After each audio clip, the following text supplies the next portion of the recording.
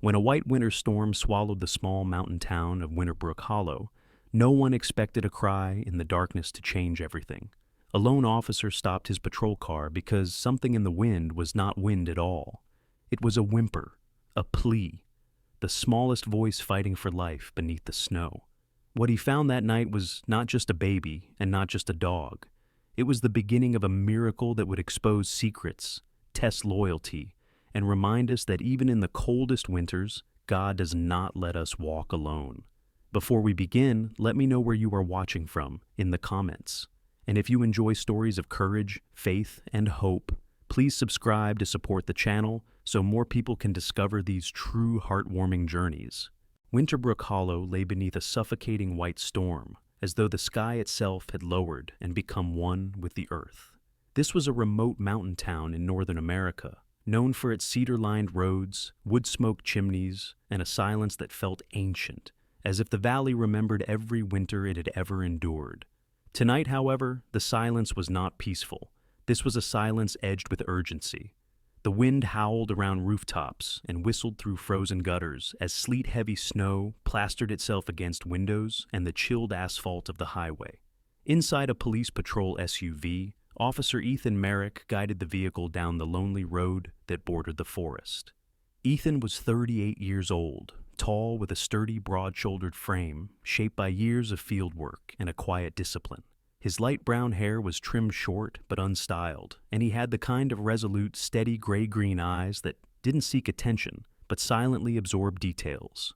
His jaw showed a shadow of beard growth, not from neglect but from exhaustion. Ethan had always been compassionate, especially toward children and animals, yet a deep-seated wariness now lived beneath his kindness, a souvenir of his trauma. Months earlier, Ethan had responded to a hostage rescue that involved a child. He succeeded. But something about the aftermath, the crying, the crushing guilt of arriving only seconds too late to save another, had bruised his mind. He was now days away from taking a 1-month medical leave to rest and recover, hoping, not entirely believing, that peace might return to him. On the seat beside him sat a thermos of coffee gone lukewarm and a radio speaker that crackled idly with static. What felt strange to Ethan was not the storm. Winterbrook had seen worse. It was the feeling that something out there was waiting to be heard. And then he heard it. A thin cry, so faint it could have been imagination, swept toward him on a furious gust of wind. Ethan slowed, then stopped the SUV. He shut off the engine. Another cry, the faint, trembling sob of something very small, threaded through the air. Ethan reached for his flashlight and stepped into the storm. As soon as the door closed behind him, the world of the SUV vanished, swallowed by snow-choked darkness. The beam of his flashlight cut through flurries, illuminating fat, wet snowflakes that spun like shards of glass.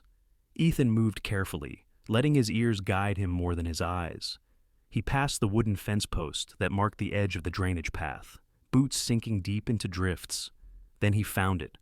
A runoff pipe tunneled beneath the road, half buried in snow. He shined the light downward. That was when he saw them. There, curled protectively around a newborn infant, was a German shepherd. This was Coda. He was approximately 4 years old, a mature male with a heavy winter coat of black ash fur, mixed with tawny streaks along the underside. His frame was powerful, yet lean, clearly, built for mobility and endurance rather than brute weight. His ears were tall and alert, but not aggressively so.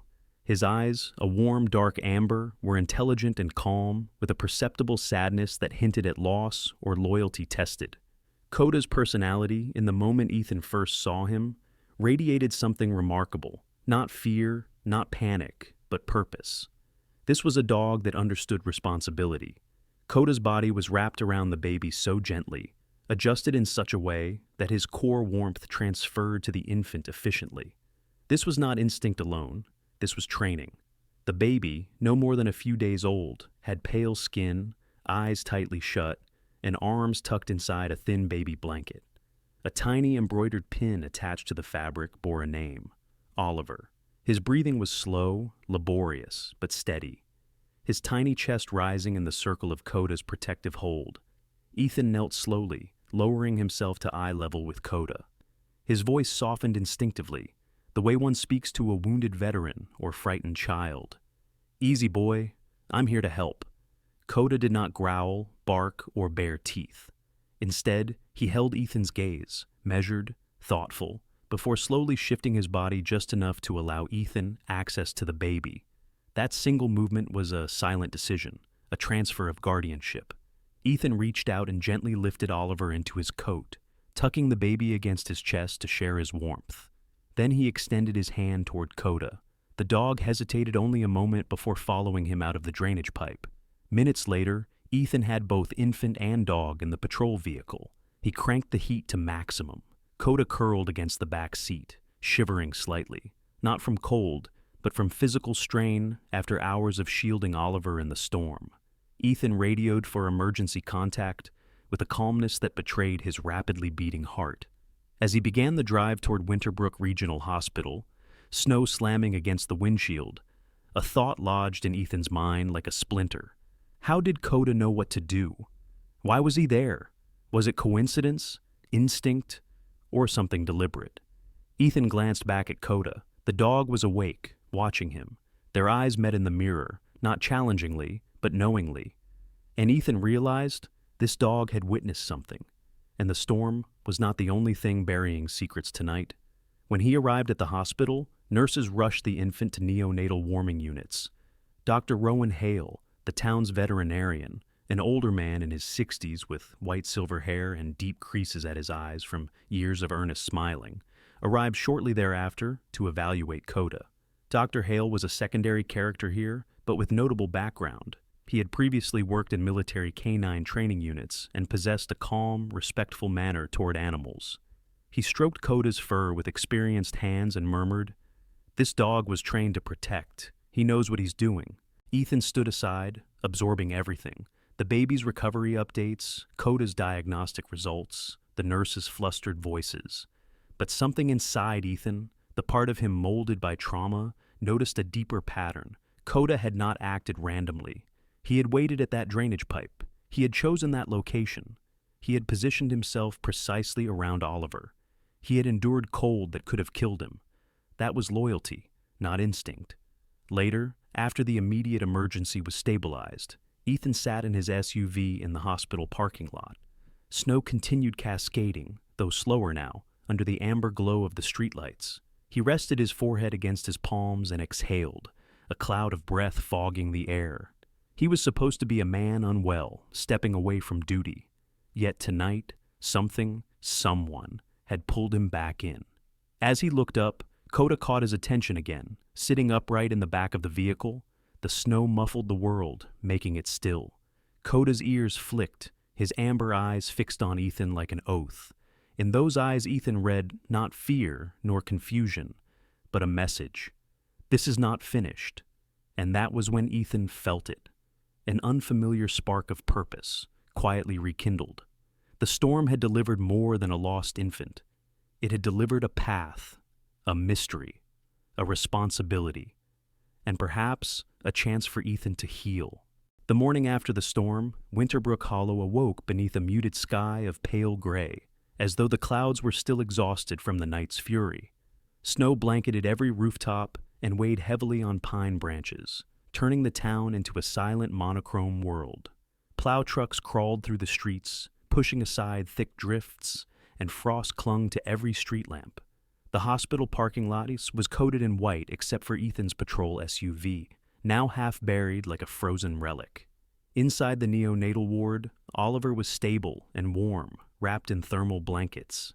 Nurses said he would recover fully, though he still slept deeply as though his tiny body was reclaiming life itself. When Ethan stepped inside, he paused at the sight of Oliver's caretaker for the morning, Nurse Mary Ann Doyle, 42 years old, medium height, dark skin, with a rounded figure and calm, steady hands.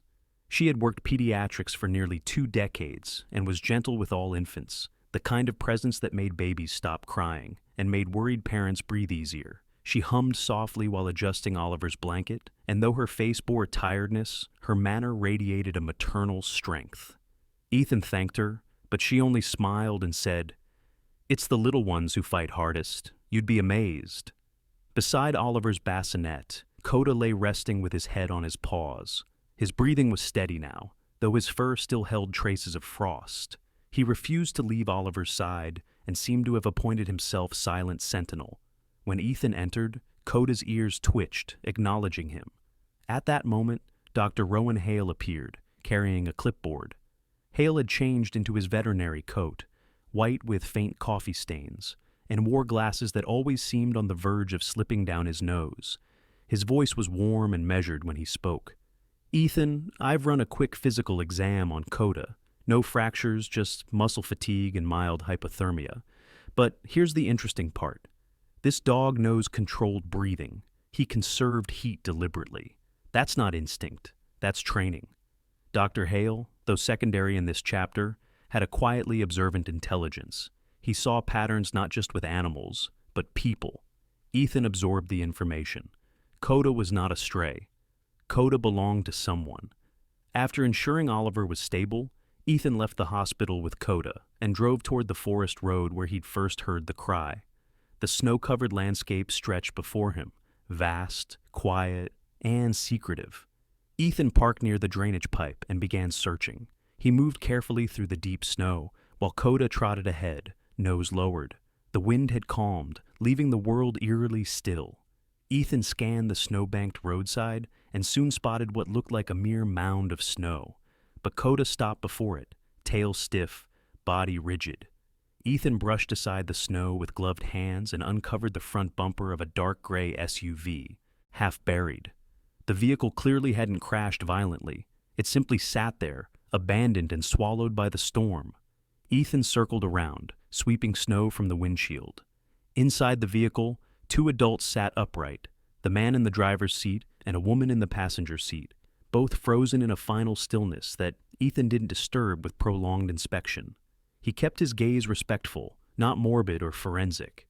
The man appeared to be in his early 40s, with light skin and sandy hair.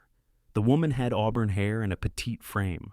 Their expressions, though still, suggested calm, as if they had fallen asleep together.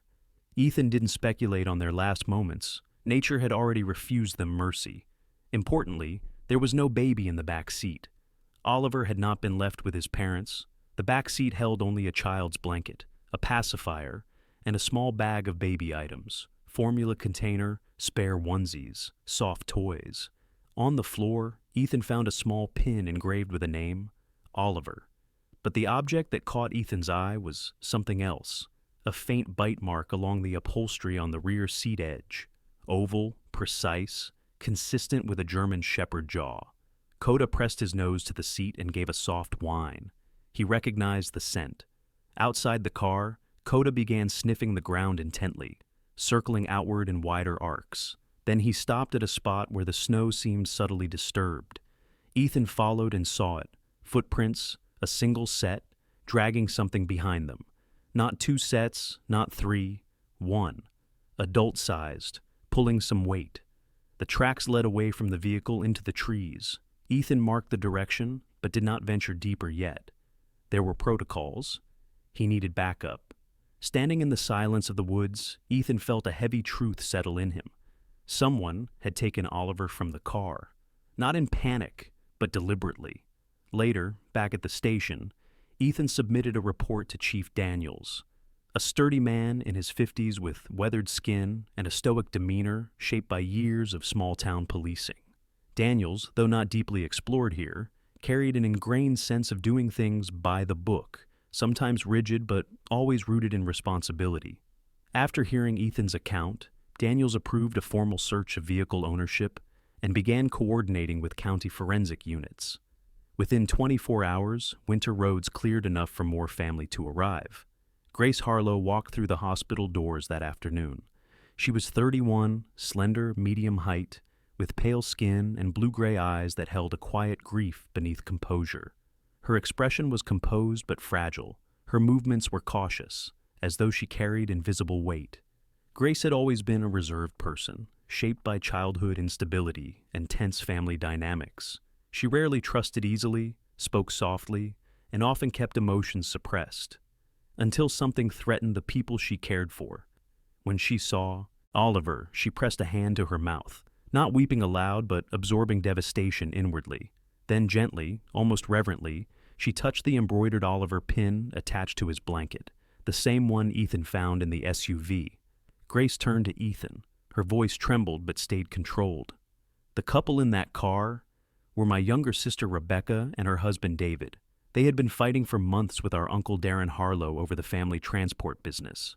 Darren insisted they had no claim to certain assets, but Rebecca believed he was using company money illegally. They were gathering evidence, financial proof. They had been on their way to meet a lawyer the night of the storm. Ethan listened silently, eyes fixed, absorbing details. Grace continued, the words hardening as she spoke. Coda belonged to them. They adopted him 4 years ago. He's been with their family since. Coda loved Oliver, always watched him, protected him. She looked at the dog with a mix of relief and heartbreak. When Rebecca got pregnant, Coda slept by the crib every night. This changed everything. Coda was not a random hero. Coda was family. Majoring in law enforcement, Ethan had learned to detect emotional truth. Grace was not performing. She was grieving. Still, the question loomed. If Rebecca and David died in the car, who walked away with Oliver? And why place him in a drainage pipe rather than leaving him inside the vehicle? Grace swallowed and whispered, "You think Darren might have been involved?" Ethan didn't answer immediately. He let silence speak. Coda rose, padded forward, and pressed his head against Ethan's leg, a gesture of alignment. The storm had begun hiding truths. Now, the melting snow would begin revealing them. Winterbrook Hollow thawed slowly beneath a muted sun that filtered through thinning clouds. Snow on the ground sparkled faintly, each crystal catching the light like scattered shards of glass. Icicles dripped steadily from eaves as if the town were beginning to exhale after holding its breath for too long. The storm had passed, but its consequences still lingered in the air like unfinished phrases. Ethan approached the hospital again, carrying a mental list of questions, none of which yet had answers. He had crafted countless logical maps in his head, but logic alone could not penetrate the human motives wrapped around this case. Some truths demanded empathy rather than analysis. As he stepped into the pediatric wing, Coda walked at his side, now fitted with a temporary service leash, symbolically rather than functionally. Coda followed Ethan not because of restraint, but allegiance. The dog's fur had dried and regained its sheen, and his posture was alert, dignified, ready. Oliver slept peacefully in the incubator-like warming crib, his small breaths evenly spaced. Nurse Marianne glanced at Ethan and nodded approvingly. "He's getting stronger every hour. This little one is tougher than he looks." Not long after, Grace Harlow arrived again, this time accompanied by a social services liaison and a quiet resolve that had replaced her earlier shock. Grace was still slender and pale, still reserved in posture, but now there was a focus in her eyes, as if grief had crystallized into purpose. She sat beside Oliver and spoke to him softly, almost reverentially. Then she turned to Ethan and said, "There's something I haven't told you." Ethan listened without interruption, the way someone listens when they understand that withheld truths aren't lies, but burdens too heavy to reveal all at once. Grace began, "Our family business, the Harlow Transport Company, was founded by my grandfather. It was supposed to pass down equally to his children's families. But Darren, my uncle, took over operations 15 years ago. At first, everything seemed fine, but over the past 2 years, money began disappearing, tens of thousands at a time. Rebecca and her husband David suspected something illegal, laundering funds through fraudulent subcontracting companies that Darren himself controlled." Grace's voice trembled, but her words remained precise. She was someone who had learned to speak controlled truths, even through emotion. They gathered files, transaction logs, account statements. They believed they could expose him. Darren threatened them quietly at first, pretending concern for them, asking them to drop it, then more directly, warning them not to damage the family. Ethan's jaw tightened. Grace continued. "The night of the storm, they were driving to meet a lawyer with all their evidence. They took Oliver with them because they didn't want to leave him at home with babysitters. Coda was with them. Always with them." She glanced at the dog with deep affection. "He sensed things. He always followed Rebecca whenever she was stressed. Ethan thought of Coda in that drainage pipe, the hours of cold, the deliberate protection. This was not coincidence. This was devotion. Grace hesitated, then disclosed a final detail. Rebecca once told me, if something ever happened, to look to Coda. She said that dog would never leave Oliver unprotected, that he would know what to do, even if the humans failed. Ethan looked down at Coda. It sounded like a metaphor, but perhaps it was literal. Later that day, while Oliver received a feeding session and Grace completed paperwork for a temporary guardianship, Ethan walked outside with Coda. The air was crisp, the snow firm beneath their boots and paws. Ethan talked to Coda, not expecting linguistic comprehension, but seeking a grounding presence. He said, I don't know everything you saw that night, but I know you stayed with Oliver. I know you didn't abandon him, and I think you want to show me something. Coda lifted his head and looked into Ethan's eyes. Those amber eyes conveyed more than instinct. They conveyed memory. Ethan made a decision. They would return to the SUV, not just physically, but with intent. This time, the area had been lightly processed by forensics, but Ethan was permitted to re-examine the environment. Snow had been partially removed around the vehicle, exposing deeper details. As Ethan circled the SUV, Coda suddenly veered off toward the trees, not the direction of the prior footprints, but deeper into the forest. Ethan called back to forensics to notify them, but followed regardless. Coda moved with certainty. This was not exploratory sniffing, but a memory trail. Soon they reached a slight hollow beneath a cluster of pines. There, half covered by snow, lay a torn piece of fabric, the corner of a baby's blanket. Oliver's blanket, the same stitching pattern. But that wasn't all. Nearby were imprints, not of shoes, but of knees. Someone had knelt there. The kneeling impression suggested someone placing Oliver down, or picking him up. That scenario now swirled in Ethan's mind.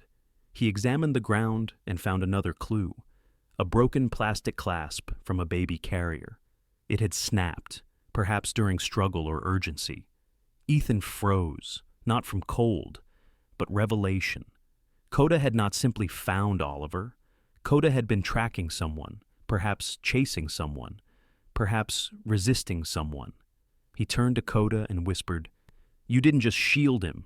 You fought for him, didn't you? Coda stood still, gaze fixed, ears erect. Ethan pictured it. The SUV, the storm, 2 dying parents, 1 living child.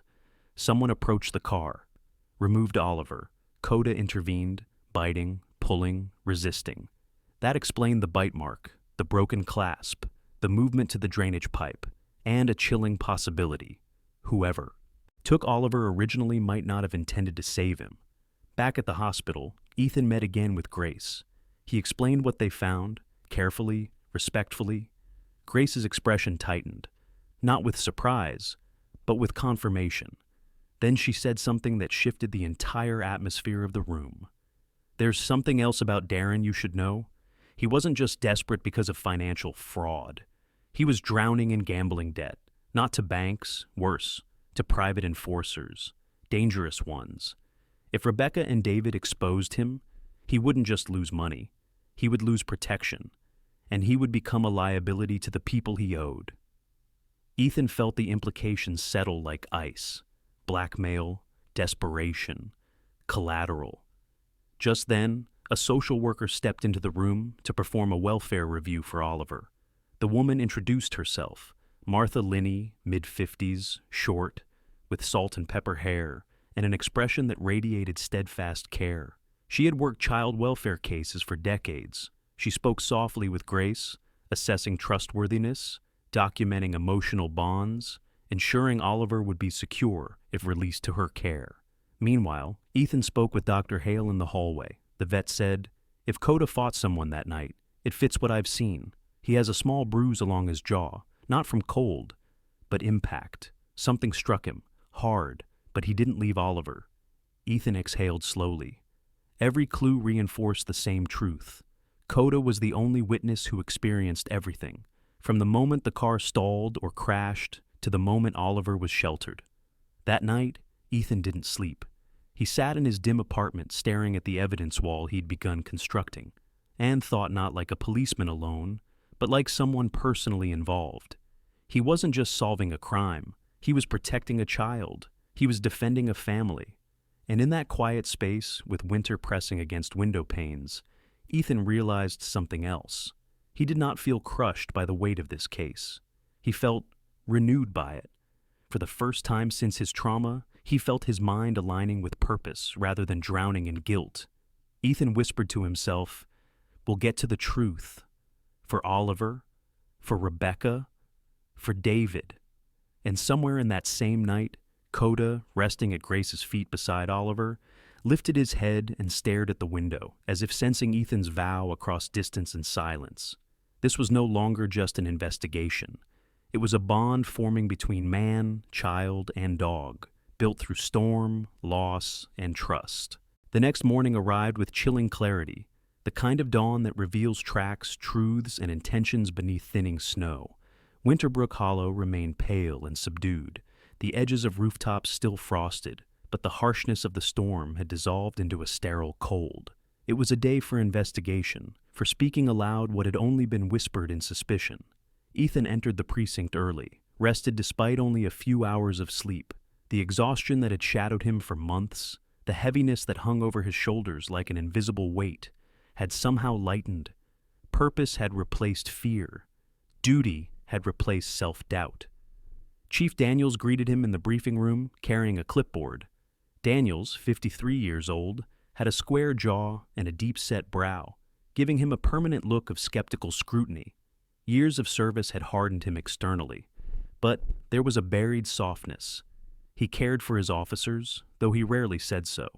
He spoke in short, gravelly sentences, an economy of words masking depth. "You found more evidence?" Daniels asked. "Yes," Ethan replied, "and I know where the investigation needs to go next." He outlined the findings, the snapped baby carrier clasp, the kneeling impressions, the trail that Coda had followed, the bruise on Coda's jaw. Daniels listened, and though his expression remained stern, Ethan saw the shift, the acknowledgement of seriousness. "We'll need a warrant," Daniels said. "And we'll get one," Ethan replied. Hours later, paperwork had been processed. Judge Caldwell, an older woman with sharp intelligence and a reputation for impartiality, signed off on the search warrant. They would be searching Darren Harlow's property. The Harlow estate sat 2 miles outside of town, a rustic multi-building property with a farmhouse-style residence and barns converted into equipment sheds. It was supposed to be peaceful. It looked peaceful. That illusion collapsed the moment the convoy of 3 vehicles arrived: Ethan's SUV, a forensic van, and a county car. Officers stepped out, jackets zipped, boots heavy in snow. And Coda came too. He was not a mere dog now. He was acknowledged as evidence finder, witness, and, in a way, victim. Grace was not part of the search party, but she stood at the edge of the property, allowed to watch from afar under supervision. She hunched into a long gray coat, face pale but determined. Her eyes followed Ethan and Coda with unmistakable trust. Beside Ethan was Dr. Rowan Hale, only this time not holding medical equipment. The veterinarian's purpose was behavioral. Hale could identify emotional and scent-driven reactions in Coda that trained officers might miss. Hale walked with a steady gait, snow crunching beneath his boots, his eyebrows knit in concentration. Forensics was led by Chloe Ramirez, 34, Latina, analytical, with copper-brown hair tied into a tight ponytail. Chloe was short, but commanding. Her calm precision lent authority. Her manner suggested someone who spent more time observing than speaking, and whose quietness concealed formidable intelligence. She had a portable evidence kit slung over her shoulder, and an expression that could slice through falsehood like glass. Darren Harlow himself opened the front door when they approached. He was 50, tall, with thinning hair and an air of strained confidence. His face bore a businessman's polished friendliness, but his eyes were restless, darting between officers. He had the poise of someone accustomed to influence, but right now, stripped of control. "What is the meaning of this?" he demanded, voice edging sharp. Chief Daniels produced the warrant, and Darren's face changed, not in outrage, but in the subtle tightening of fear. They moved inside. The house interior was immaculate, too immaculate. Furniture placed with perfection, kitchen counters wiped spotless, floors scrubbed as if sterilized. Ethan spoke quietly, mostly to himself. People who don't feel guilt don't wipe this clean. Coda took the lead. He lowered his nose toward the floorboards, sniffing methodically. Every few steps he paused, reading invisible histories. Dogs do not forget scents the way humans forget truths. He walked past the foyer, past the kitchen, into the mudroom, then stopped. His fur stiffened slightly. His head lifted, eyes fixed on the large wooden cabinet along the wall. A tension moved through him, not aggression, but intense focus. Ethan nodded to Chloe. She put on gloves, slid open the cabinet. Inside, a pair of heavy-soled winter boots, dried mud along edges, a thick gray coat, and an empty leather pistol case. Chloe murmured, "Collect them." As samples were taken, Dr. Hale quietly said, "Watch Coda's posture. He recognizes something." Coda sat, then stared at Darren, not barking, not baring teeth, just staring. The kind of stare that confronts. It was unnerving.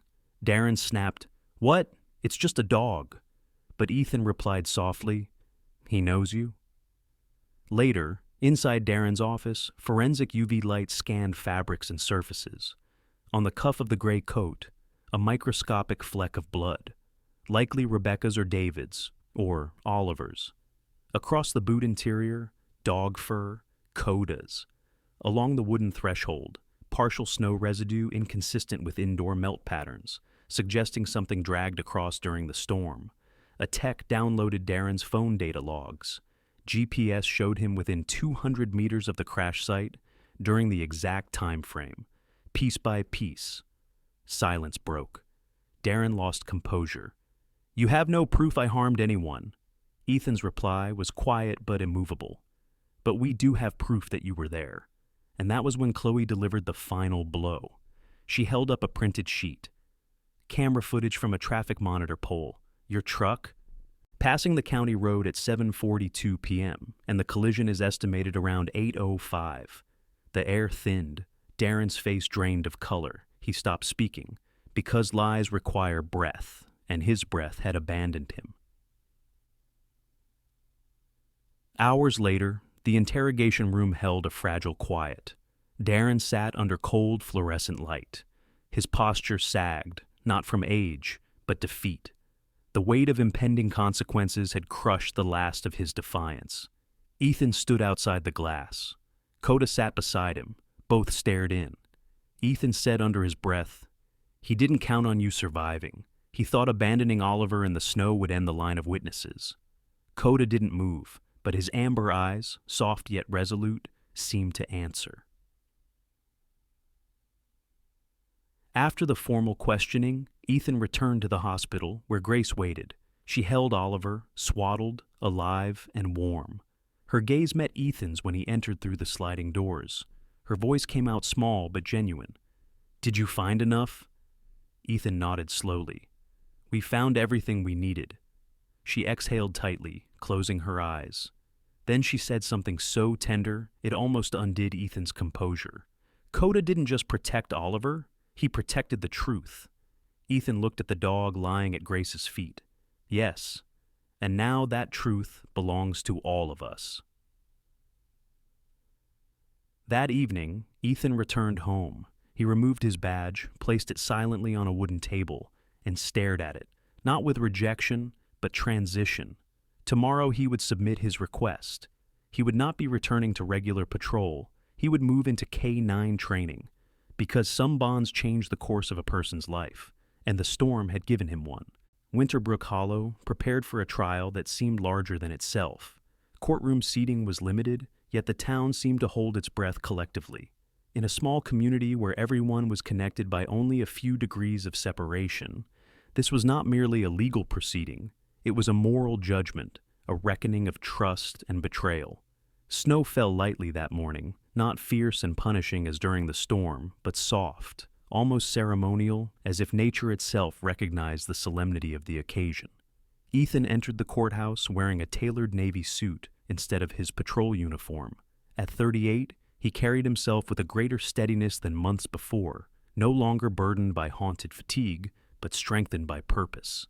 Beside him walked Assistant District Attorney Evelyn Price, 45 years old, tall and thin, with sharp cheekbones and professionally restrained hair pulled into a bun. Evelyn had a precise, analytical mind and a reputation for methodical dismantling of false testimony. Her assertive voice could cut through evasions like a blade. She greeted Ethan with a straightforward nod. Today, facts will speak louder than fear. Inside the courtroom, Darren Harlow sat at the defense table. He wore a black suit with a tidy tie, but it could not hide the tension in his posture, the tautness around his shoulders, the stiffness of his neck. His lawyer, Martin Chen, 51, short, square-framed glasses, and specializing in corporate defense, sat beside him. Martin projected calm confidence, but only on the surface. His eyes flickered anxiously, revealing cracks beneath his professionalism. Grace sat in the audience section, holding Oliver in her arms. Grace wore a pale blue blouse beneath a wool coat, and her slender frame looked fragile, but her eyes held a softness mixed with quiet steel.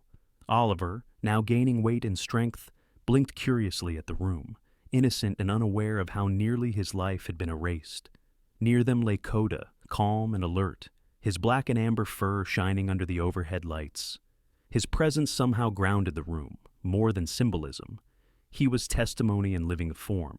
Judge Caldwell presided over the bench, her white hair drawn back, glasses perched low on her nose, a figure of resolute fairness. Her voice was firm, without aggression. Court will now address the case of the state of Vermont versus Darren Harlow. The trial began. Evelyn Price stood, moving to the center of the room. She spoke with clarity. Your Honor, the state will demonstrate that Darren Harlow, in an attempt to conceal financial fraud and avoid exposure, followed the victims, Rebecca and David Harlow, on the night of the storm. We will show that he removed their infant son, Oliver, from the vehicle and attempted to leave the child to die in the snow, expecting nature to finish what he could not do with his own hands. A ripple of stunned quiet moved through the audience. Grace pressed, Oliver closer to her chest. Defense attorney Martin rose. The defense objects to this inflammatory framing. Judge Caldwell cut him off, calm but absolute. The court will hear evidence. Proceed. First came forensic testimony. Chloe Ramirez stepped up, professional, concise.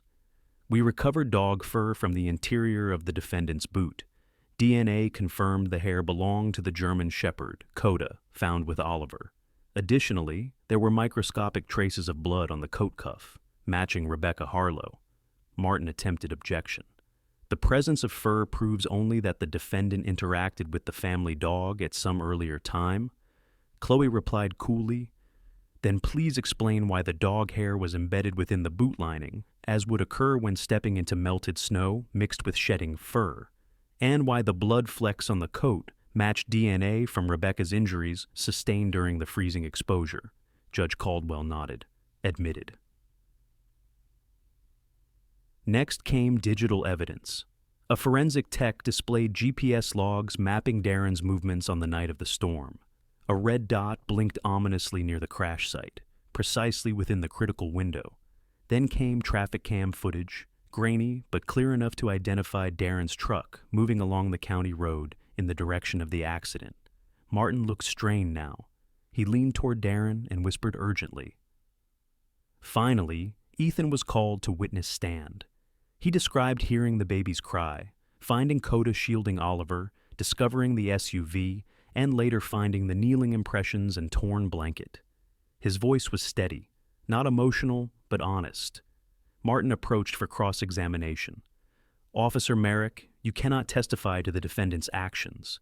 You did not witness him removing the child. Ethan met his gaze. I am not testifying to what I saw.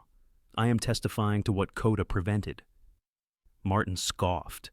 You're giving the dog intent? Are you implying Coda knew Darren meant harm? Silence filled the room. Ethan chose his next words carefully. I'm saying Coda acted with loyalty to his family, and he fought to protect Oliver. And the only reason Oliver is alive is because Coda refused to leave him behind. He He turned slightly, looking at Coda lying peacefully on the floor. And dogs do not fight unless they perceive threat. The courtroom remained still. Grace was called next. Her voice was soft, but unbroken. My sister trusted Coda to protect Oliver, and she feared what Darren might do if she exposed him. She confided in me, and that night, her fears came true. Martin tried undermining her. "You're implying intent behind your uncle's actions." Grace replied with sorrowful calm. "I'm stating that he considered Oliver expendable." Her words hung like a frost in the air. And then came a surreal moment. Evelyn approached Judge Caldwell. "Your Honor, with permission, I would like Coda to approach the defendant." A murmur swept the room. The judge hesitated, then nodded. "Proceed cautiously." Ethan unclipped Coda's leash. The dog walked forward, not aggressively, but with slow, deliberate steps. He stopped before Darren. The courtroom hushed. Coda's amber eyes fixed on Darren's face, unblinking, not anger, recognition. Everyone felt it.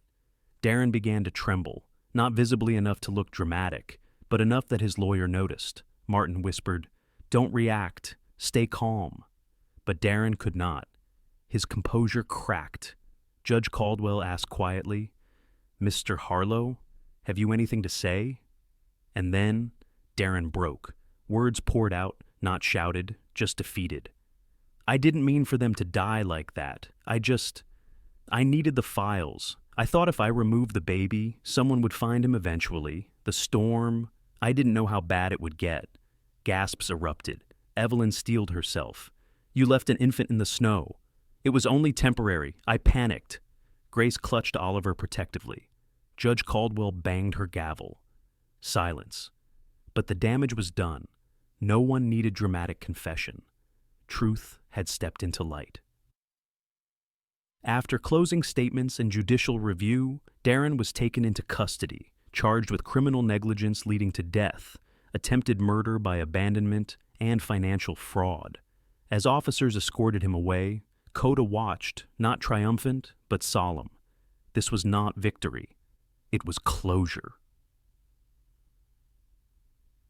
When the courtroom emptied, Ethan stepped outside into the gentle snowfall. Grace followed, holding Oliver. For a moment, the three of them stood beneath the courthouse steps, silence falling softly like a benediction. Ethan looked at Oliver's small face, then at Coda. "This isn't an ending," he said softly. "It's a beginning." Grace nodded. "I'll raise Oliver with the truth, and with family around him." Her hand gently rested on Coda's head. "And Coda will always be part of that family." Ethan smiled faintly. Tonight, the snow fell not as a shroud, but as a blessing. Winterbrook Hollow was breathing again. The winter months after the trial moved slowly across Winterbrook Hollow, as if the valley wanted time to absorb everything that had happened. Snow still dusted the earth most days, but now it fell gently, like a soft remembrance, not a suffocating storm. The sun returned gradually, finding its way through pale skies, casting long blue shadows across rooftops and fields. It was in this quiet recovery of the season that new routines, new purposes, and new bonds began to take shape. Ethan Merrick had changed. They all had. He now woke before sunrise, not out of duty or dread, but out of a renewed appetite for life. He stood at his bathroom mirror while shaving in the morning, noticing how his eyes had regained warmth. The tired, wounded look that once lived there had faded. Healing didn't come all at once. It arrived gradually, like thawing ice. But Ethan recognized that it had begun on the night of the storm, when he followed a cry in the darkness and found a dog with a purpose. He resigned officially from the patrol division of the Winterbrook Police Department and transitioned into a new role, K-9 trainer and behavioral consultant. He didn't take a desk job. He took the field. He now wore lighter tactical gear, more practical for training than enforcement. And he moved differently, less tense, more grounded. The police training field, located behind the station, had once been quiet. Now it echoed daily with commands, barks, and encouragement. Ethan worked with a cohort of dogs, new recruits, eager learners, but at the center of the field stood Coda, the veteran. Coda was now officially integrated into the department, not as a mere working dog, but as a partner, His black and amber fur gleamed in the crisp morning light, his muscular posture proud and alert, his gaze confident. He wasn't just participating, he was demonstrating. The other officers respected Coda deeply. Some of them had known working dogs before, but none like him. Coda had survived a night of lethal cold, shielded a baby, tracked evidence, and confronted a killer with silent courage. They spoke of him with admiration and sometimes quiet awe. One new officer, Ryan Jeffers, 29 years old, athletic build, Latino, always with an easygoing smile, asked Ethan during one training session, "Do you ever think about how things might have gone if Coda hadn't been there?" Ethan looked across the field at the dog he now trusted implicitly.